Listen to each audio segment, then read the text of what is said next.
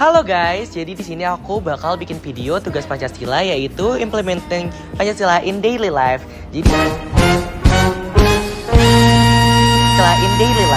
Jadi nanti aku bakal tanya-tanya nih sama kakak. Siapa namanya kak? Halo, nama aku Kisha. Nah kamu Kesya. Oke, jadi aku bakal nanya pertanyaan ya kak ya. Kak, yaitu yang pertama, seberapa sering sih kakak menggunakan internet untuk belajar? Pastinya sering dong, karena kan internet udah bagian dari keseharian kita ya. Apalagi buat belajar sekarang, apalagi belajar tuh udah pakai iPad. Itu apalagi kan berarti butuh banget internet buat belajar. Apa yang kakak pahami terkait literasi digital? Kalau menurut pemahaman kakak setelah mendengar kata literasi digital? Artinya itu kita ngebaca sesuatu tapi lewat digital, yaitu kita menggunakan internet, bisa pakai handphone, iPad, laptop ataupun sebagainya. Oke, terkait pertanyaan tadi dari literasi digital tersebut, biasanya kakak literasi digital apa tuh kak? Aku sih kebiasaannya komik ya. Oh komik ya, oh, berarti kakak lebih demen yang fiksi-fiksi Ya, gitu. betul banget. Oke, untuk pertanyaan selanjutnya nih kak, gimana sih cara kakak memastikan informasi yang diperoleh dari internet tuh bener gitu, gak hoax gitu? Biasanya kalau kita baca komen itu kan ada yang misalnya satu informasi lewat, terus habis itu aku nonton sampai habis, aku baca sampai habis, lalu aku lihat komennya. Kalau misalnya ada yang ternyata bilang hoax, itu tuh biasanya aku cari lagi di Google atau Chrome atau Safari, karena biasanya di situ tuh lebih valid infonya dibandingkan di media sosial, karena kan hoax ini benar-benar nyebarnya benar-benar nyebar banget yang tapi lewat media sosial, dan kalau lewat Chrome gitu-gitu kan lebih valid tadi. Makanya aku selalu cek lewat situ sih. Berarti kakak nggak serta-merta nelen mentah-mentah informasi yang ada di sosmed gitu ya, Iya. atau di digital sekarang ini. Betul banget. Lanjut nih kak, apa kakak pernah nih nerima berita yang ternyata nggak benar atau hoax gitu? Pernah nggak nih pengalaman kakak? Pernah dong, di zaman era digital ini pastinya nyebar banget dong beritanya. Entah itu yang berita yang benar atau berita yang benar tapi dilebih-lebihkan, atau bahkan berita yang simpang siur. Jadinya akunya juga gampang percaya dong, karena kan emang semudah itu buat diterima kan. Kita tinggal lihat nonton satu video, kayak langsung kita bilang, oh itu ternyata dia kayak gini ya. Betul. Kira-kira kakak masih ingat gak tuh berita apa yang kakak yang ingat yang ternyata hoax gitu nih berita? Waktu itu K-pop deh. Oh K-pop. Tentang K-pop. Apa tuh kak biasanya berita yang itu? Itu tuh artis kesukaan aku, namanya Garam. Oh Garam. Oh Dari Garam, tahu. mantan Lisa Serafim ya, oke. Ya sempat kena berita, sempat kena rumor kalau misalnya dia dulu pembuli ya. Oh iya aku tahu itu. Ya kan? Dan ternyata setelah itu dia dikeluarkan dari grup tersebut, tapi ternyata infonya nggak valid. Oh nggak valid. Banyak banget yang udah ngehujat dia, akhirnya ya dia. Kalau nggak salah juga dia sampai ngakhirin karirnya sebagai idol kan ya. Iya itu sangat disayangkan sih. Bagaimana sih kakak bisa memeriksa kebenaran dari suatu informasi tersebut benar atau enggaknya gitu? Yang pertama aku pastinya nggak percaya mentah-mentah ya. Kayak masih kayak loading dulu, ini bener nggak sih? Lebih ke kayak nggak mau ngehujat. Kalau sekalipun dia salah, nggak mau ngehujat dulu, atau misalnya dia bener, aku benar-benar diem dulu sampai akhirnya.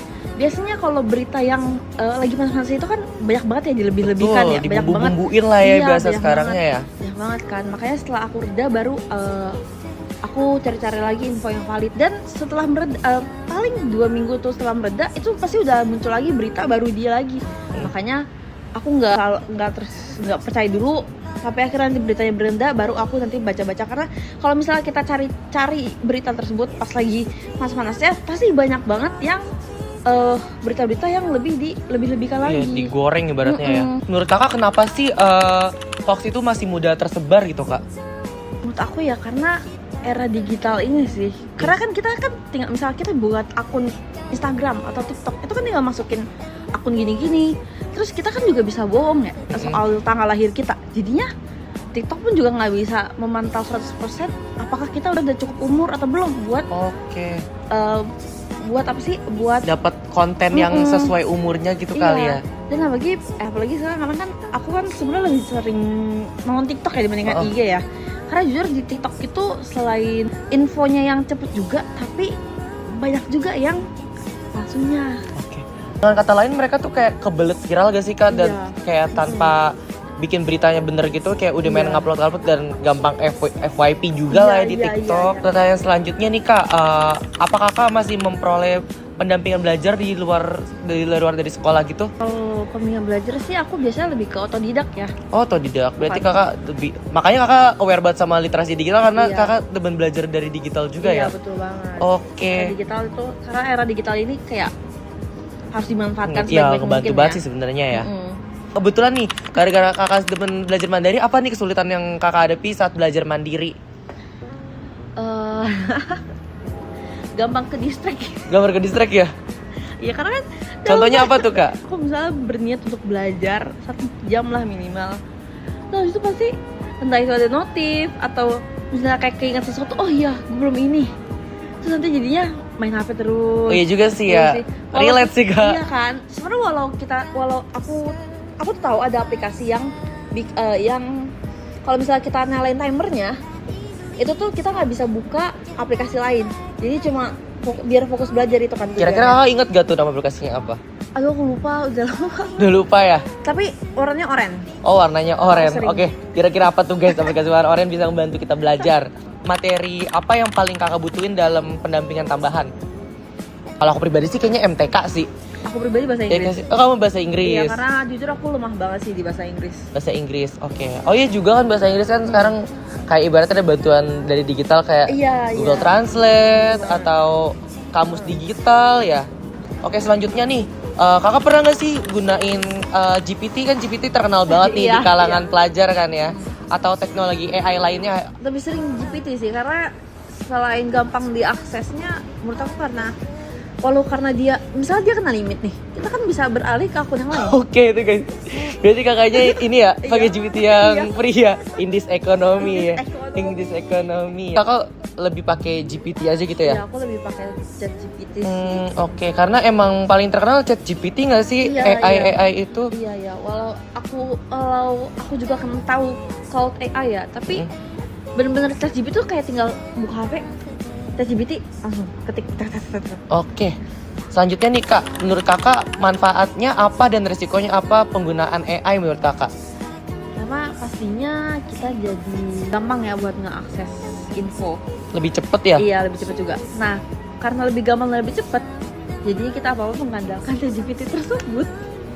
Jadinya rasanya kayak yaudahlah ChatGPT aja. Tapi kira-kira kakak ketergantungan gak tuh atau kayak berusaha yang kayak nggak mau ketergantungan gitu? Beberapa kali ya. Beberapa kali. Di beberapa pelajaran. Berarti itu salah iya. satu resikonya ya kak ya? Salah satu resikonya. Ada resiko lainnya nggak kira-kira menurut kakak? Kalau dari aku sih yang mengalami resikonya itu aku kayak gitu doang. Oh ketergantungan aja Tergantungan berarti ya? aja sih. Oh. Oke, pertanyaan terakhir nih kak, last question. Question. Apa kakak masih merluin pelatihan penggunaan AI secara bijak dan etis? Sebenarnya mungkin perlu, mungkin enggak kali ya, karena itu kan sebenarnya balik lagi ke diri kita masing-masing ya. Karena kalau misalnya kitanya bisa mengontrol, sebenarnya menurut aku nggak perlu pelatihan tersebut.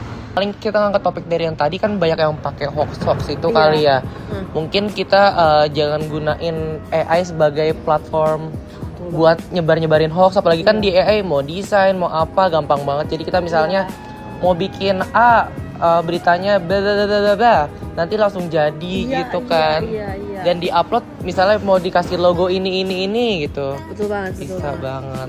Oke, sekian sih kak pertanyaan dari aku. Thank you banget loh. Semoga kakak semangat belajarnya dan juga bisa memanfaatkan AI dalam kehidupan kakak sehari-hari ya kak ya. Thank you. Bye.